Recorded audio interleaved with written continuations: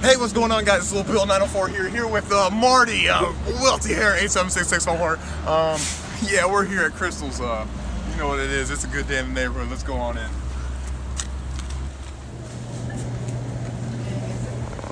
May I get the $3 meal too as well? I've got a sauce.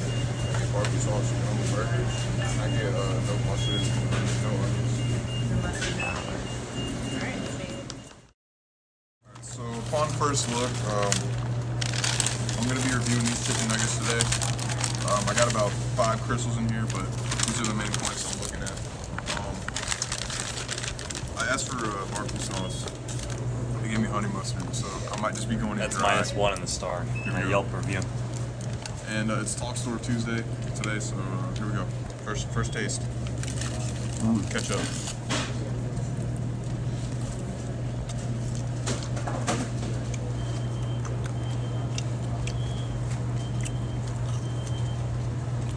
Good outer breading. It actually really is. What? It's crunchy. Good taste, actually. Good texture. On first look, they don't really look that good, but I gotta tell you right now, they're pretty good. So, it's definitely a good day in the neighborhood. I'm here with my boy Marty. Tolxdorf Tuesday. We're signing off.